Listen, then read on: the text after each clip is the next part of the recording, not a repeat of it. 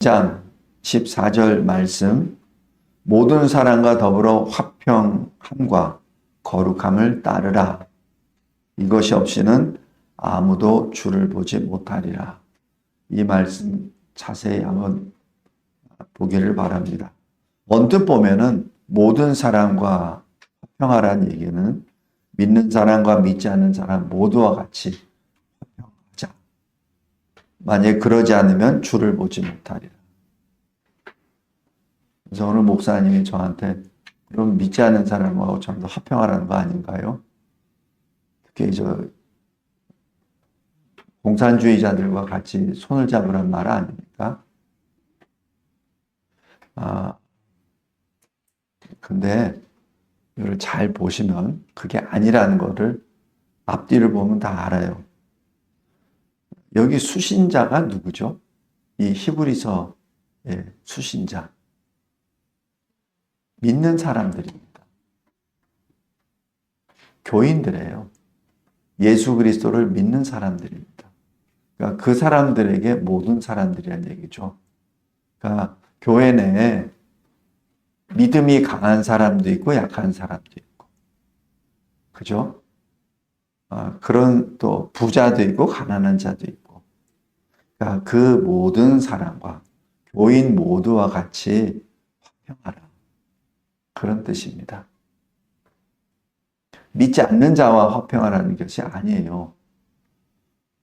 예를 들어서 16절에 장자의 명분을 한 그릇에 판 에서와 같이 화평하게 하면은 어떻게 되죠? 그건 안 되잖아요. 그죠? 화평하게 했으니까 에서와도 손을 잡고 그렇게 하다 보면은 언약이 이루어지지 않죠. 물론 야곱이 잘한 거는 아니다. 그러나 야곱은 이 일을 통해서 구별이 됩니다. 그래서 야곱의 언약을 나중에 20년 동안 또 연단을 받잖아요. 그러나 연단을 받으면서도 야곱은 이스라엘이 될 수 있었던 이유는 믿음 때문에 그렇습니다. 그러나 에서는 그러지 않아요. 눈물을 흘리며 17절에 보면 아버지 이삭에게 남은 복을 나한테 빌어주세요 라고 했을 때에도 아무 의미가 없습니다. 왜냐하면 에서의 마음은 그 복에 가 있지, 그 자기가 받을 그 복만, 물질만 들어가 있지 믿음이 없기 때문에. 그래서 히브리서 기자는 회개할 기회를 얻지 못하였다라고 기록합니다. 왜 그러냐면 믿음이 없어서 그래요. 그 다음에 또 여기 거룩함이라는 것은 믿음이 없는 사람은 거룩을 이룰 수 없죠. 거룩은 세상과 다르다는 것인데 세상처럼 살기 위한 사람들이 어떻게 세상과 다르다는 것을 용납할 수 있나요? 없죠. 그것을 총체적으로 뭐라고 하냐면 15절입니다. 쓴 뿌리가 나서 자기만 괴롭게 할 뿐만 아니라 많은 사람이 그 너의 쓴 뿌리로 말미암아 더럽게 되지 않도록. 더럽다는 얘기는 거룩의 반대말입니다. 그래서 거룩하게 되는 것이 방해가 되지 않도록 그 뜻입니다. 더럽게 된다. 성도 여러분, 그래서 이게 화평함과 거룩함이라는 것은 거듭난 자들을 향해서 주시는 말씀입니다. 오늘 이 말씀 생각하시면서 제가 이게 준비한 노트를 보시면서 보겠습니다. 이와 비슷한 것이 디모데후서 2장 22절에 이렇게 기록합니다.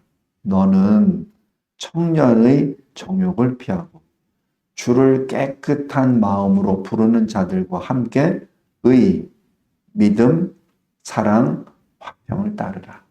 누구랑 같이? 주를 깨끗한 마음으로 부르는 자들. 이게 누구예요? 거듭난 자들이죠. 그래서 오늘 히브리서 12장 14절에 모든 사람이란 예수 그리스도를 믿는 모든 사람입니다. 그러니까 믿는 사람 가운데서도 이런 사람 저런 사람 있잖아요. 그죠? 그런 사람과 화평과 거룩을 나누고 그 길을 따르라는 얘기죠. 먼저 첫 번째, 화평함과 거룩함은 주 예수 그리스도 안에서 연합됨으로 따르는 것이 가능합니다. 다시 얘기해서 믿음으로 같이 간다는 얘기죠. 모든 사람과 더불어 화평함이란 세상 불의와의 타협이나 혼합이 아닙니다. 다시 말씀드립니다. 여기서 말하는 화평과 거룩은 세상의 불신 세상의 불의와 거짓과 폭력과 그런 것의 혼합과 타협이 아닙니다. 여기 요한복음 16장에서도 보면 예수님께서 이제 붙잡히시기 전에 제자들에게 하신 말씀이잖아요. 내가 혼자 있는 것이 아니다. 아버지께서 나와 함께 계신다. 이것을 너에게 이르는 것은 너희로 내 안에서 평안을 누리게 하려 함이라. 그러니까 그 평안의 위치가 어디예요? 주 안에 있을 때. 내 안에 평안이 있다는 얘기. 너희 안에 있는 게 아니라는 얘기죠. 이 샬롬은 사람들 간에 있는 것이 아니라 주님 안에 있다는 얘기입니다. 그러니까 평강은 주님이 주시는 것이지 우리가 막 싸워서 쟁취하거나 돈으로 사고하는 것이 아니라는 얘기입니다. 그래서 사람들이 각 나라가 평화를 얻기 위해서 동맹도 맺잖아요. 그 다음에 우리 유엔도 세우고 이랬잖아요. 근데 잘 보세요.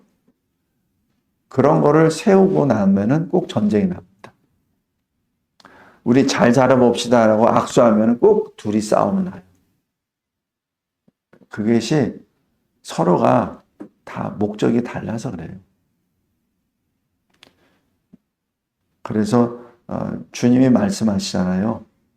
세상에서는 너희가 환난을 당한다. 그러나 두려워하지 마. 담대하라. 내가 세상을 이겼노라. 그러니까 이겼다는 얘기는 내가 너에게 평안을 주는 거니까 평안 안에 거하라는 얘기입니다. 두 번째, 화평함과 거룩함은 그리스도께 항복하는 것이죠. 이 항복한다는 얘기는 두 손을 든다는 얘기죠. 두 손을 든다는 얘기는 뭐예요? 내가 살아있다는 그거 뭘 나타내죠? 심장과 호흡이잖아요. 이 두 개를 오픈시킨다는 얘기입니다. 그러니까 항복인다. 항복. 왜 개들도 보면은 어떻게 하죠? 엎어지잖아요. 그러니까 이 개가 딱 보고 자기가 도대체 상대할 상대가 아니다 하면 개가 뒤집어집니다. 뒤집어지면 뭐가 돼요? 심장폐가 딱 노출되잖아요. 그러면 그 개는, 상대 개는 코를 쿵쿵대면서 수색을 하죠. 쭉. 그 개들 세상입니다. 똑같습니다. 그러니까 손을 들라는 얘기는 그리스도께 모든 것을 내놓으라는 얘기입니다. 그리스도께. 그게 뭐예요? 다른 말로 자기를 부인하고. 그러니까 주님이 말씀하시잖아요. 나를 따르려거든 너 자신을 먼저 부인하고 그리고 너에게 맡겨주신 십자가를 메고 나를 따르라 하시잖아요. 그것을 갈라디아서 2장 20절에 내가 사는 것은 내가 사는 것이 아니라 그리스도께서 사시는 것이라. 내 안에 사시는. 바로 그것을 다른 말로 또 번역까지 해주세요. 하나님의 아들을 믿는 믿음 안에서 사는 것이라. 믿음으로 산다는 것이죠. 셋째, 화평과 거룩은 하나님께 복종하는 것입니다. 하나님은 한 분이시오. 만유의 아버지시오. 만유 위에 만유를 통일, 만유 가운데 계신 분이죠. 에베소 4장 6절이죠. 여기서 통일이라고 표현한 것이 영어로 하면은 만유 위에 above, 통하여 through, 가운데 in midst, 이거 얘기입니다. 그러니까 모든 만유에 계시는 하나님이시라는 것을 의미하죠. 그러므로 너희는 하나님께 복종하라. 그러니까 하나님께 복종하는 것이 마귀를 대적하는 것이죠. 하나님께 복종하는 것은 하나님께 가까이 있는 거죠. 우리가 사랑하는 사람에게 항상 같이 있기를 원하잖아요. 그겁니다. 하나님께 가까이 하라. 그 하나님께 가까이 하라는 말을 다른 말로 손을 깨끗이 하라. 왜냐하면 손으로 온갖 나쁜 짓을 다 하잖아요. 그리고 그것을 다른 걸로 두 마음을 품었다라고 표현하죠. 그것이 다른 말로 더럽다 이렇게 말합니다. 그래서 야고보서 4장 7절 8절에 손을 깨끗이 하라 죄인들아, 두 마음을 품지 말라. 대신에 뭐라고? 마음을 성결하게 하라. 더러운 마음 갖지 말라. 그렇게 표현을 합니다.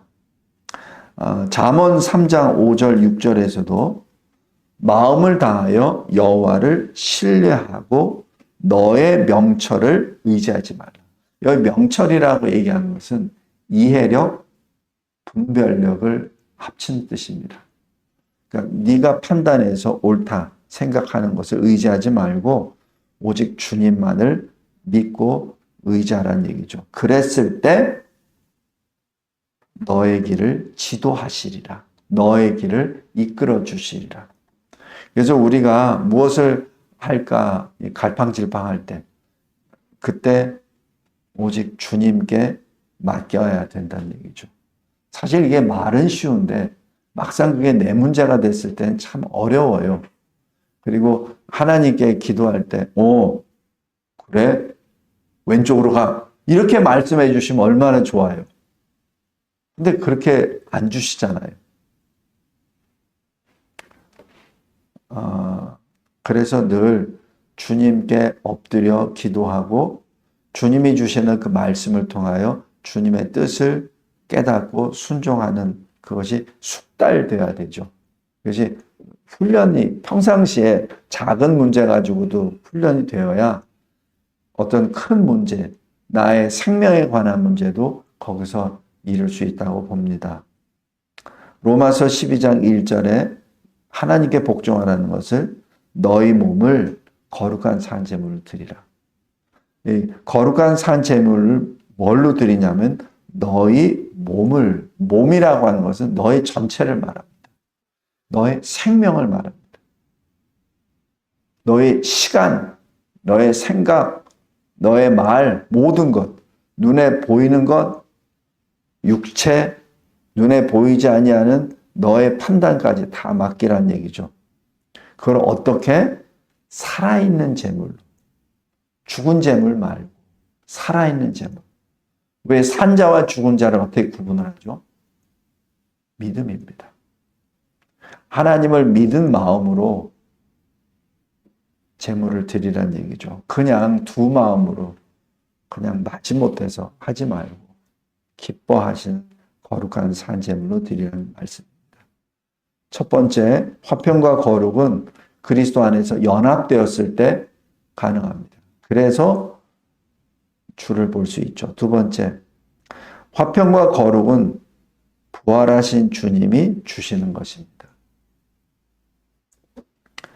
요한복음 14장 27절에 평안을 너희에게 끼치노니 곧 나의 평안을 너희에게 주노라 라고 말씀하시죠. 그러면서 이렇게 말씀하세요. 내가 너에게 주는 것은 세상이 주는 것과 같지 아니하니라. 너희는 마음에 근심도 말고 두려워하지도 말라. 그 다음에 이 하나님의 뜻을 따라 예수 그리스도께서 몸을 단번에 들이셨죠. 그리고 우리가 뭘 받았죠? 거룩을 받았습니다. 그래서 거룩, 평안은 사람이 구하는 게 아니에요. 사람이 얻을 수 있는 게 아닙니다. 그래서 요한복음 20장 21절에 죽은 자 가운데서 부활하신 주님께서 두려워 떠는 제자들에게 호련히 나타나셔서 가장 먼저 주신 게 뭐예요? 평강입니다. 너에게 평강이 있을지어다. 이것을 에베소서 2장에 이렇게 기록하십니다. 이제는 전에 멀리 있던 너희가 그리스도 예수 안에서 그리스도의 피로 가까워졌느니라 하면서 그는 우리의 화평이시다라고 말씀하시죠. 그리고 또 다른 말씀은 십자가로 이 둘을 한 몸으로 하나님과 화목하게 하려 하심이라 이렇게 말씀하시고, 그리고 그 이후에 원수된 것을 십자가로 소멸하시고 오셔서 먼 데에 있는 너희에게, 가까운 데에 있는 자들에게 평안을 전하셨다 이렇게 말씀합니다. 근데 왜 평안을 주셨죠? 주로 말미암아 성령 안에서 아버지께 나아감을 얻게 하려 하십니다. 그러니까 주님이 우리에게 거룩과 평안을 주신 이유는 하나님 아버지께 나아가라. 그러니까 천국으로 들어가라고 주신 것이죠. 그래서 이 평강, 화평과 그리고 거룩은 하나입니다. 구별을 할 수 없습니다. 마지막 셋째, 화평과 거룩은 그러므로 우리가 그리스도 안에서 새로운 피조물이란 표입니다. 그리고 실은 실상입니다. 화평과 거룩은 하나입니다. 여기 고린도후서 5장 19절부터 21절까지 말씀을 보면 하나님께서 그리스도 안에 계시사 세상을 자기와 화목하게 하시며 그들의 죄를 그들에게 돌리지 아니하시고 화목하게 하는 말씀을 우리에게 부탁하셨느니라. 그러므로 우리가 그리스도를 대신하여 사신이 되어 하나님이 우리를 통하여 너희를 권하신 것 같이 그리스도를 대신하여 간청하노니 뭐라고 하셨죠? 너희는 하나님과 화목하라. 하나님이 죄를 알지도 못하신 이를 우리를 대신하여 죄로 삼으신 것은 우리로 하여금 그 안에서 하나님의 의가 되게 하려 하십니다.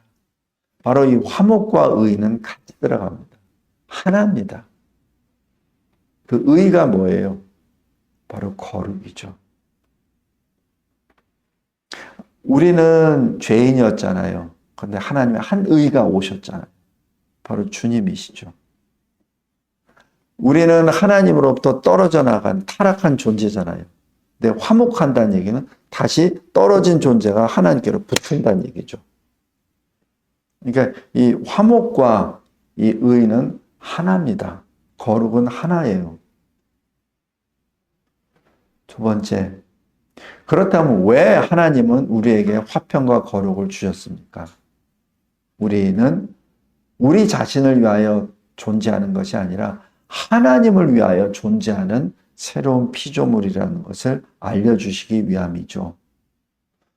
부활하신 주님이 막달라 마리아에게 가장 기쁜 소식을 전할 때 뭐라고 하셨죠? 내 아버지, 너희 아버지, 내 하나님, 너희 하나님, 이렇게 말씀하죠. 그게 엄청난 신분의 변화입니다. 신분의 변화예요. 신분 상승이죠.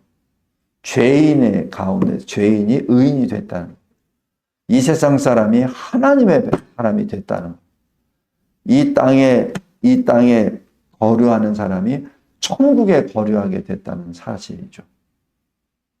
이 세상에서 헤매고 있던 사람이 천국을 상속을 받은 의의 상속자가 됐다는 사실이죠. 그래서 갈라디아서 1장 10절에 이제 내가 사람들에게 좋게 하랴 하나님께 좋게 하랴. 사람들에게 기쁨을 구하랴. 내가 지금까지 사람들의 기쁨을 구하였다면 그리스도의 종이 아니니라 라고 말씀하며, 우리의 존재 목적은 하나님을 위하여, 하나님의 기쁨을 위하여 존재한다는 것을 여기서 증언합니다.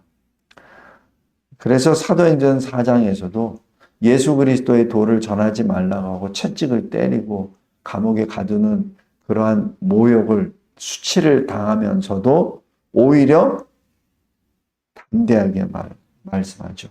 우리는 보고 들은 것을 말할 수밖에 없다라고. 마지막으로 이 화평과 거룩은 평강의 하나님이 우리와 함께 계신다는 것을 의미합니다. 누구든지 그리스도 안에 있으면 새로운 피조물이라. 그리고 로마서 5장 9절. 화평하게 하는 자는 복이 있나니 그들이 하나님의 아들이라 일컬음을 받을 것이요. 이것을 화평하게 어떻게 한다고요? 제가 미국에서 이거 공부할 때도 이거를 잘못 적용을 하다 보니까 그냥 좋은 게 좋다는 식으로 어떤 불화를 일으키지 않는 그런 식으로 이렇게 유도를 하더라고요. 그래서 그거 아니에요. 그게 아니고 그리스도 안에서 화평입니다. 만약에 불의를 용납하는 화평은 그건 화평이 아니죠. 그건 혼합이죠. 더러움이죠. 그리고 로마서 15장 33절 이렇게 기록합니다. 평강의 하나님께서 너희 모든 사람과 함께 계실지어다. 여기서도 모든 사람이 누구죠? 만인이 아니에요. 믿지 않는 사람들 만인이 아닙니다. 너희 모든 사람, 바로 믿는 자들입니다. 로마서를 읽고 있는 성도들이 말합니다. 말씀을 맺겠습니다. 여기 히브리서 12장 14절 화평함과 거룩함을 따르라. 이런 것은 그리스도 안에서 주님이 주시는 화평, 주님이 주시는 거룩, 주의 십자가 보혈의 피로 단번에 우리에게 주신 그 샬롬, 평화, 화평, 화목과 거룩, 의, 그것을 우리가 입은 새로운 피조물이니 그 길을 걸어가라는 얘기죠. 다시 얘기해서 15절에 여러분들 속에 있는 마음의 쓴뿌리, 그 쓴뿌리로부터 자유하라는 얘기입니다. 여러분이 가지고 있는 여러 가지 마음의 쓴뿌리, 거기서부터 자유하라. 더 이상 너 자신도 괴롭고 다른 사람도 더럽혀서 거룩의 길로 가지 못하게 하는 그 쓴뿌리를 이제는 다 내려놓으라. 어디에? 주님 발 앞에. 그것이 뭐예요? 무겁고 힘든 짐 내려놓으란 얘기죠. 그랬을 때 우리는 주님과 늘 함께 동행하는 우리가 되게 됩니다. 오늘 히브리서 12장 14절 이 말씀. 혹시 잘못 해석했거나 잘못 하지는 않을까? 그래서 이렇게 말씀을 준비했습니다. 하나님 감사하고 감사합니다. 늘 주님이 주시는 말씀을 억지로 풀거나 자기 뜻대로 해석하고 적용하는 일이 없도록 말씀으로 다시 보고 말씀으로 우리의 눈을 열어주시고 귀를 열어주시고 입술을 열어주심에 진심으로 감사합니다. 예수 그리스도께서 단번에 죽으심으로 우리에게 주시는 이 거룩함, 주님의 부활하심으로 우리에게 주신 평강을 늘 옷 입고 주님께 더 가까이 나아가 주님의 영광에 찬송이 되는 우리 모든 거룩한 주의 성도들 되게 하옵소서. 예수 그리스도의 이름으로 기도드려옵나이다. 아멘.